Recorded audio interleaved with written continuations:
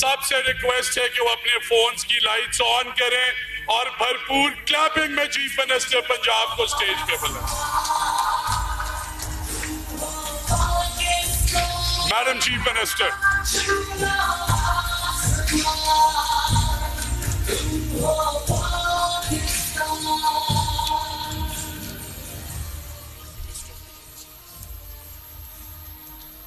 Bismillahirrahmanirrahim. Honorable parliamentarians, MNAs, MPAs, ministers, असातिज़ाए कराम और मेरे होनहार बच्चों और आज की तकरीब के चीफ गेस्ट्स, ये जो मेरे होनहार बच्चे मेरे सामने बेटियां और बेटे बैठे हैं, सबको मेरी तरफ से अस्सलाम वालेकुम। मेरे पास तो ऑनेस्टली अल्फाज खत्म हो गए। जो प्यार आप सब ने मुझे दिया है, जो मोहब्बत आप बच्चों ने मुझे दी है, जो रिश्ता आपने मेरे साथ बना लिया है, मेरे पास आज मैं पूरी उर्दू की डिक्शनरी भी खोल के बैठ जाऊं, मेरे पास वो अल्फाज नहीं है कि मैं इस मोहब्बत के साथ इंसाफ कर सकूं। इतनी सारी मेरी तस्वीरें, एक बच्ची ने मुझे अभी एक दुपट्टा दिया, दिखाना मुझे वो वाइट दुपट्टा प्लीज। ये देखो, इस पे हैंड पेंटेड है मेरे वालिद की तस्वीर, नवाज शरीफ साहब की तस्वीर, ब्यूटिफुली डन माशाल्लाह। और उसके साथ मेरी वालदा की तस्वीर, और भी जो बच्चों ने मुझे प्यार दिया है। I am truly truly honoured, humbled and very very grateful to each one of you. आज जब मैं लाहौर से टेक ऑफ करने लगी तो मुझे पायलट ने आके कहा, क्योंकि आज लाहौर में बहुत ज्यादा फॉग है, तो मुझे पायलट ने आके कहा कि हम नहीं जा सकते, इंतजार करना पड़ेगा। तो उन्होंने कहा आप ये जो वेटिंग लाउंज है यहाँ पे वेट कर लें। तो मैंने कहा कि मैं तो वेट नहीं कर सकती, मेरे बच्चे वहां पे वेट कर रहे हैं। तो जब मैं हेलीकॉप्टर में बैठी, उन्होंने कहा कि अभी फ्लाइट नहीं जा सकती, हेली टेक ऑफ ही नहीं कर सकता, इतनी सख्त धुंध है। उनको कुछ मीटर्स की विजिबिलिटी चाहिए होती है, तो 800 मीटर्स की विजिबिलिटी थी, बाकी नहीं थी। तो मुझे उसने कहा कि, मैंने कहा आप उड़ाओ हेलीकॉप्टर। उसने कहा कि बहुत बड़ा रिस्क है मैडम। मैंने कहा मैं रिस्क लूंगी, लेकिन मैं अपने बच्चों के पास जाऊंगी। और ये मैं कोई अच्छी बात नहीं है, अपनी जिंदगी को और औरों की जिंदगी को रिस्क में नहीं डालना चाहिए, ये अच्छी बात नहीं है। मैं आपको ये नहीं सिखा रही, लेकिन मैं आपको ये बताना चाहती हूं कि मैं आपके पास आने के लिए, आपसे मिलने के लिए कितनी बेचैन थी और कितनी तड़प थी। मुझे पता था मेरे बच्चे मेरा इंतजार कर रहे हैं, और मुझे ये भी पता चला थ्रू मीडिया कि शायद आपका आज कोई एग्जाम था, वो कैंसिल हुआ या पोस्टपोन हुआ। तो मुझे अफसोस हुआ इस बात का। राना, प्लीज मेक श्योर कि आइंदा कभी भी मेरी वजह से, मेरा स्केड्यूल आगे पीछे हो सकता है, मैं आज नहीं किसी और दिन आ जाती, लेकिन एग्जाम कैंसिल नहीं होना चाहिए।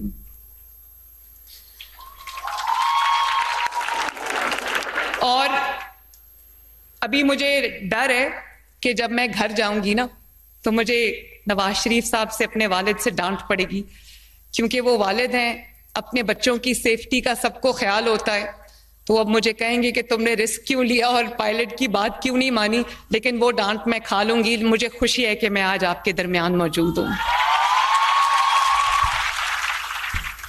और मुझे ये भी खुशी है, अगर मेरे पास 2 चॉइसेस थी कि मैं इसको लॉन्च कर देती लाहौर से और बच्चों को स्कॉलरशिप्स उनकी यूनिवर्सिटी में, उनके क्लासरूम्स में घर बैठे बैठे मिल जाते, लेकिन मैंने सोचा ऐसे मैंने खुद जाके बच्चों से मिलना है, मैंने उनके चमकते दमकते कामयाब चेहरे मैंने खुद अपनी आंखों से देखने हैं, उनके मसाइल को मैंने सुनना है, उनसे मैंने मिलना है।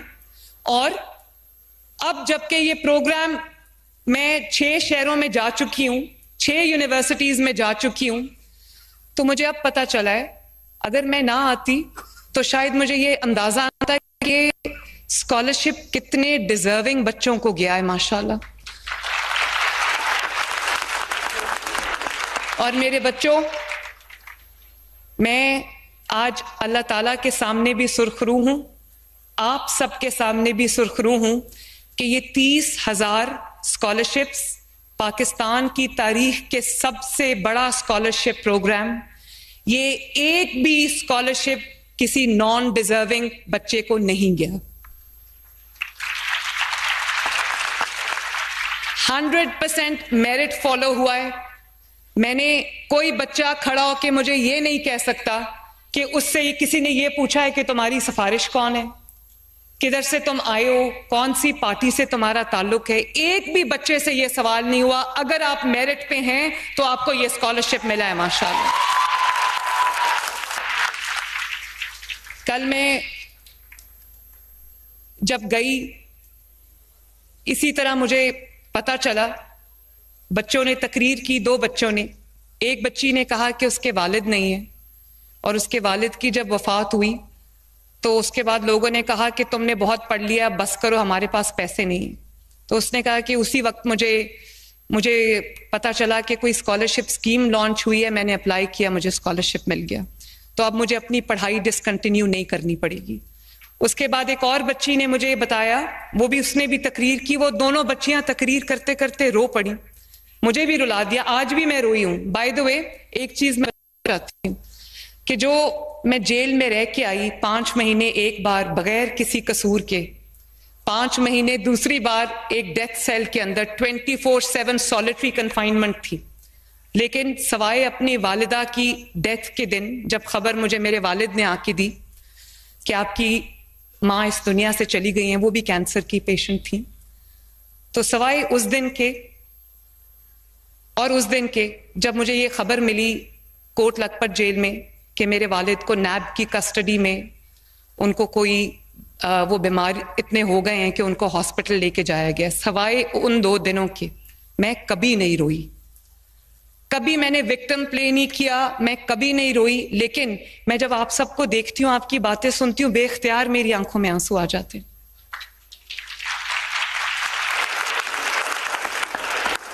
और आप ये जानते हो कि जितना प्यार, जितनी अप्रिसिएशन, एक्नॉलेजमेंट, जितनी मोहब्बत मुझे आप सब की तरफ से मिल रही है, आप यकीन करो लोग हैरान है। कुछ हमारे जो मुखालिफिन है उन्होंने ये भी कह दिया कि ये सारा स्टेज्ड होता है, ये सब कोरियोग्राफ्ड होता है। मैं उनको दावत देती हूं कि आओ और आके देखो कि बच्चों ने किस तरह का रिश्ता अपनी मां के साथ बना लिया।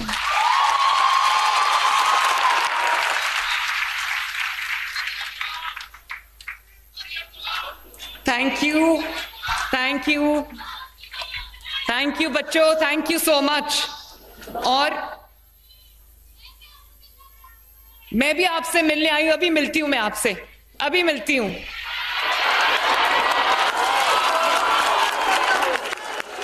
और आप लोगों ने मेरा शुक्रिया बोला, मैं नहीं चाहती कि आप मेरा शुक्रिया बोलो। आप शुक्रिया बोलते हो तो मेरे दिल को तकलीफ होती है।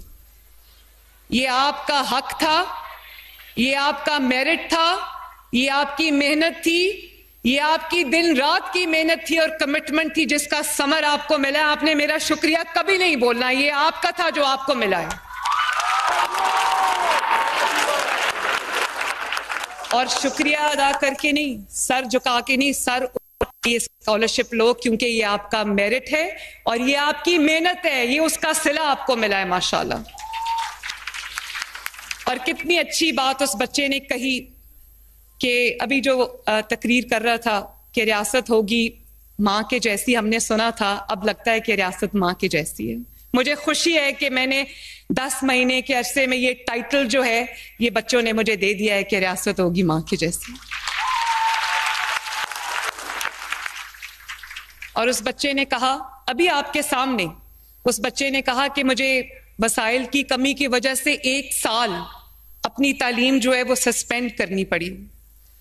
तो आप सोचो कि अगर ये स्कॉलरशिप ना होता, अगर ये अल्लाह ताला मेरे दिल में आपका ख्याल ना डालता, तो उस बच्चे की तालीम तो चली गई थी उसके 1 साल नहीं, फिर वो बेचारा शायद आगे पढ़ ही ना पाता। कहाँ है वो बच्चा? मैं वैसे उमूमन लड़कियों को अपनी जगह पे बिठाती हूं, अगर वो बच्चा सुन रहा है तो प्लीज आके मेरी सीट पे बैठो।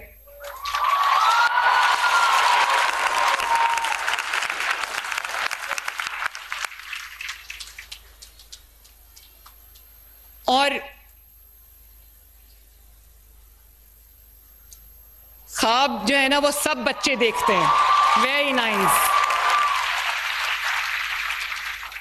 ख्वाब सब बच्चे देखते हैं।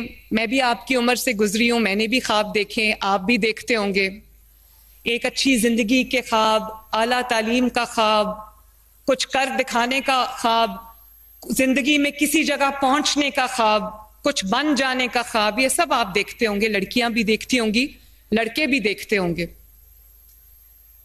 तो ये तो नहीं हो सकता कि एक वो बच्चा ख्वाब देखे जिसके पास तमाम वसाइल उसको मुहैया हों और उसके ख्वाब पूरे हो जाएं क्योंकि उसके पास वसाइल हैं, और एक वो बच्चा जिसके ख्वाब तो उसी तरह हैं लेकिन उसके ख्वाब पूरे नहीं हो सकते क्योंकि उसके पास वसाइल नहीं है। ये तो अब नहीं होगा इंशाअल्लाह ताला। कुछ के ख्वाब पूरे हो जाएं, कुछ के वसाइल की कमी से अधूरे रह जाएं, ये अब इंशाअल्लाह ताला कम से कम पंजाब के बच्चों के साथ ये नहीं होगा। और मैं आपके सामने खड़ी हूं, जो ख्वाबों की तकमील है उसका आगाज अच्छी तालीम से होता है। तो मुझे ये खुशी है कि जहां वसाइल रखने वाले बच्चे लम्स में, नस्ट में, फास्ट जैसी यूनिवर्सिटीज में पढ़ रहे हैं, उनको वसाइल की कमी का सामना नहीं है। अब मुझे खुशी है कि वो बच्चे जिनके पास उस तरह के वसाइल नहीं हैं वो भी अब उन्हीं यूनिवर्सिटीज में उसी तरह सर उठा के बगैर किसी फिक्र के पढ़ सकते हैं। और इस साल 30,000 स्कॉलर